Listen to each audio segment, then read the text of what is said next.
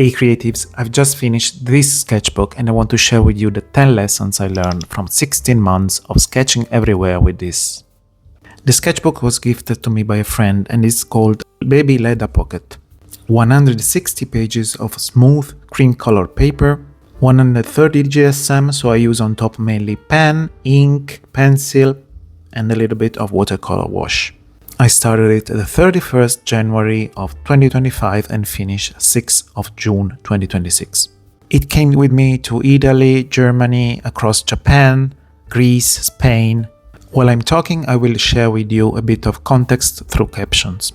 By the way, my name is Luigi, also known on social media as Illustrazioni di Lut. In this channel I'm talking about drawing, painting, my own art journey, art supplies. If you are into this stuff, consider subscribing the channel. But now let's jump into the 10 lessons I learned from sketching everywhere with this sketchbook for 16 months. Number 1 is people don't mind you.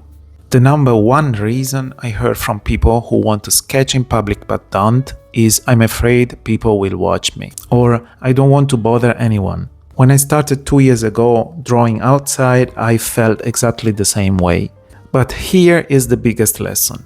People truly do not mind. In fact, most of the time they don't even notice it. When you're out there with your sketchbook, whether it's a busy cafe or in the middle of the train station, you aren't an intruder. You are just part of the scenery. I've been sketching in crowded squares and right next to people on benches or in front of them at the airport. Most people are completely wrapped up in their own lives, on their phone, in their conversation. To them, you are just someone writing or working. Once you realize you aren't the center of attention, the pressure to be perfect just disappears. On rare occasion, someone does notice, really rare. It's almost always positive. I've had people leaning just to say, that's beautiful, or ask what kind of pen I'm using, or ask to take a picture of me or the drawing. It turns a solitary activity into a small moment of human connection. You aren't bothering anyone. You are just creating a little bit of magic in a public space. If you are still nervous, go to a place where people are used to others being busy. Grab your kit, sit down, realize that you have every right to take up space with your art. Trust me, the world is much kinder to artists than what we think. Number 2 of the 10 lessons I learned from sketching everywhere is create muscle and brain memory. Lesson number 2 is about the physical and mental side of sketching. After 16 months, I've realized that sketching everywhere isn't just about making art, but about training 2 different types of memory. Your hand starts developing muscle memory, and your brain develops visual memory. When you sketch every day, your hands start loosening up on curves, and stiff lines become gesture of a person before your brain even processes it. My biggest takeaway from drawing outside, and the thing I'm always grateful for, is learning to observe instead of just see. We see things all the day, tree, cars, faces, but our brain uses shortcuts. We draw what we think a tree looks like. But by sketching everywhere, anything, you are forced to slow down and truly observe the specific way this light hits that leaf. You start noticing the negative space between the branches. You aren't just looking at the object, you are studying the information it's giving you. Every line in the end is a piece of information. By observing deeply, you are feeding your brain memory. This active observation is what makes the muscle memory possible. Your hand is just following the roadmap your brain has finally learned to read in the end. Number 3 of the 10 lessons I learned from sketching everywhere is to make your sketchbook a visual diary. So this mindset shift changed everything for me. Stop treating your sketchbook like a gallery and start treating it like a visual diary. In the beginning of my sketchbook journey, I felt like every page should have been a masterpiece, especially if I wanted to show it online. But now I learned that most valuable pages aren't always the prettiest one. They are the ones that capture a memory. I used to write a classic diary when I was in middle school, but then I stopped completely. Now transforming my sketchbooks into my personal visual diaries, I'm collecting the feeling and experience I was feeling in that exact moment. And slowly I'm starting to add more details to my sketches. For example, I write down a snippet of a conversation I overheard, the temperature of the day, the text of a song running in my head in that specific moment. And when I look back to my sketches, I am able to remember the smell, the place, the crowd, the sound of the traffic, the days, what I was doing in those days. The sketch becomes a portal back to that moment in my life. Moreover, when you treat your sketchbook as a diary, you stop worrying about whether the drawing is good and start caring whether it's honest. Next time you sit down to sketch, try adding few words of text to the page. It could be the name of the place, a thought in your head, or even the song you were listening to. Watch how those 3 words transform a simple drawing into a lasting memory. Lesson number 4 from Sketching Everywhere is a mantra that keeps my pens moving. Done is better than perfect.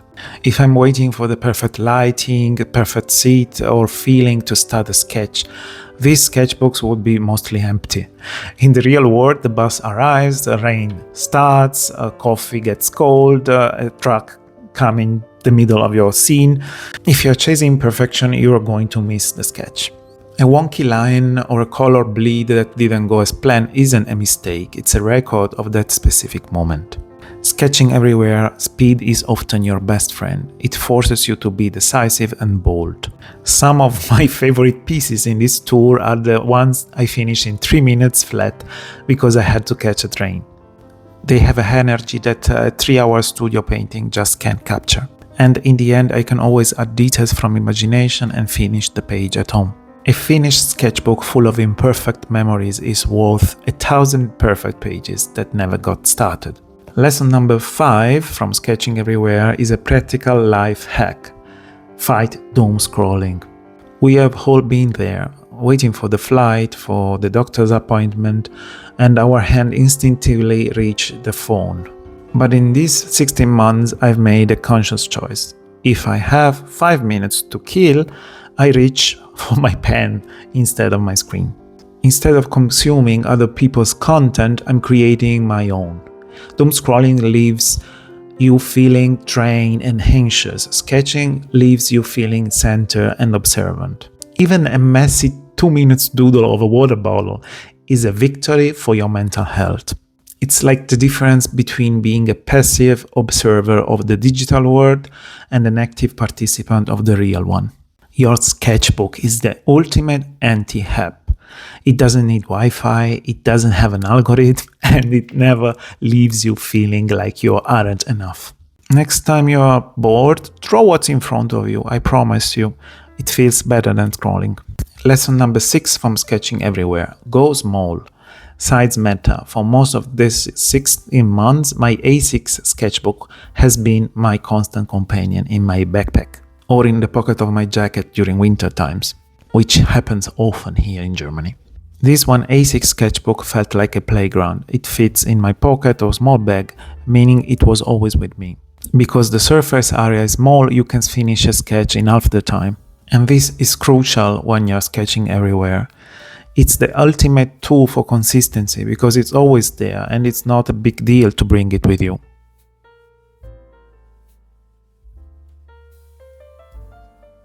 It's the perfect bridge between having an art hobby and living an art life. When the barrier to entry is this small, you will find yourself sketching every single day. Lesson number 7. Find a theme. Sometimes the hardest part of sketching is deciding what to draw. I've found that giving myself a specific mission, like my project sketching the 4 historic gates of Munich, actually makes me more creative. It turns sketching into an adventure. I promised myself to collect the 4 gates in this sketchbook to study the history and unique architecture of each gate of the city I'm living. A theme gives your sketchbook a sense of purpose and narrative. It turns a collection of random drawings into a cohesive story that's incredibly satisfying to look back on. Your theme doesn't have to be grand. It could be cafe chairs, local trees, or your art supplies. Pick something that interests you and let the theme be your guide when you don't know where to start. Lesson number 8 of Sketching Everywhere: your sketchbook is allowed to be messy. For a long time, I thought about a sketchbook only containing drawings. But over the past months, I realized it's much more powerful when it's a collage of my life. Don't be afraid to add notes, stamps, and scraps for your pages. Now I love sticking in a train ticket, a museum pass, or write down a funny quote. These scraps add texture and context that a drawing alone can't capture. They turn a flat page into a three-dimensional memory that feels alive when you flip back through it months later. Lesson number 9: don't be afraid to add some colors. While I love a good ink sketch, adding color can completely change the mood of a page, and mine as well. But when you are sketching everywhere, you need tools that are fast and won't bleed through to your next memory. I found for me, Sakura Koi brush pens or Tombow markers are perfect. If I'm looking for something more vibrant or opaque, I will reach for acrylic markers. The key is finding tools that play well with your sketchbook paper. Sometimes I even play around with just colored pens. You don't need a full palette to make an impact. Pick 2 or 3 colors that represent the day and see how they transform your work. Color shouldn't be just decoration, but emotion of the moment. And the final lesson I learned from sketching everywhere on this sketchbook for 16 months is the simplest, but the hardest. Just keep going. Looking back, the progress I made isn't because of a single magic moment or a specific tool. It's the result of showing up to the page after page, even when I didn't feel inspired or when a sketch went wrong. You don't need to draw for hours every day.